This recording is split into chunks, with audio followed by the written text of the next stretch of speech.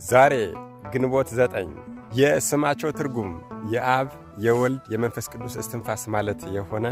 ከቅዱስ ሙሴ ነቢዩ በኋላ 10ቱ ትእዛዛትና 6ቱ ቃላተ ወንጌል የተጻፈበትን ጽላት ራሱ መድኃኔዓለም ኢየሱስ ክርስቶስ ከሰማይ አውርዶ የሰጣቸው ቤተ ክርስቲያንን በአንድ ቀን ሰርተው ዕለቱን ወይንና ስንዴን ዘርተው ጽድ ግራርና ወይራን ደግሞ በአንድ ቀን ተክለው ዕለቱን አድርሰው ለ9 ሰዓት መስዋዕት ያደረሱ ታላቅ አባት በአባይ ወንዝ ውስጥ ለ9 ዓመት ተዘግዝቀው በመጸለይ ኢትዮጵያን ያስማሩ እንዲሁም ደግሞ በገባኦን ለኢያሱ የቆምሽ ለእኔም በእግዚአብሔር ኃይል አዝዤሻለሁና ቁሚ ብለው ፀሐይን ያዘዙና ገዝተው ፀሐይን ያቆሙ ታላቅ አባት እኛ እዚህ በምድር ሆነን ስማቸውን ስንጠራና ዝክራቸውን ስንዘክር እንዲሁም በቃል ኪዳናቸው ስንታመን እሳቸው ደግሞ በሰማይ እናትና አባቶቻችንን ከሲኦል እያወጡ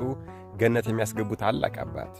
ምን ይሄ ብቻ ዝክራቸውን የዘከረ ሰው የቅዱስ ሚካኤልን ክብር የሚያሰጡና እስከ 25 ትውልድ ድረስ የሚያስምሩ ታላቅ አባት የገድላቸውን መጽሐፍ ለያዘ ከቤቱ ላስቀመጠ ምንም አይነት መከራና ችግር የማይደርስበት በቃል ኪዳናቸው ለታመነና በጸሎታቸው ለተማጸነ ሰው ቅዱስ ሚካኤል ቅዱስ ገብርኤልና ቅዱስ ሩፋኤል እንዲጠብቁት የታዘዘላቸው ታላቅ ቅድስናቸው ወደር የሌለው አምላካችን እግዚአብሔር በአንድነትና በሦስትነት በየጊዜው እየመጣ ይገለጽላቸው የነበረ ከሌሎቹ ቅዱሳን በተለየ በአምላክ ልቦና በእናታችን በቅድስተ ቅዱሳን በቅድስት ድንግል ማርያም ልቦና በቅዱስ ሚካኤልና በቅዱስ ገብርኤል ልቦና በሰባቱ ሊቃነ መላእክትና በ12ቱ ሊቃነ መላእክት ልቦና በ99ኙ ነገደ መላእክት ልቦና በ24ቱ ካህናተ ሰማያትና በ40ቱ እንስሳ ልቦና እና ሕሊና ታስባ የምትኖርን የክርስቶስን ሕማማት የምታዘክር ታላቅ ድርሰት በመንፈስ ቅዱስ ተመርተው ደርሰውልን ያችን ድርሰት ጸሎት ስናደርግ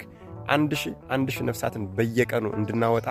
ቃል ኪዳን የተገባላቸው ታላቅ ቅዱስ ታኅሳስ 8 ተወልደው ሚያዝያ 9 በ89 ዓመታቸው ያረፉት ታላቁ አባታችን አቡነ እስትንፋሰ ክርስቶስ ዛሬ ግንቦት 9 ወደ ሰማያዊት ኢየሩሳሌም በኤልያስ የእሳት ሰረገላ ያረጉበት ታላቅ በዓል ነው። መድኃኔዓለም ኢየሱስ ክርስቶስ ከታላቁ አባታችን ከአቡነ እስትንፋሰ ክርስቶስ ረድኤት፣ በረከት፣ ምልጃ፣ ቃል ኪዳን፣ ፍቅር አይለየን። አሜን። ይቆየን።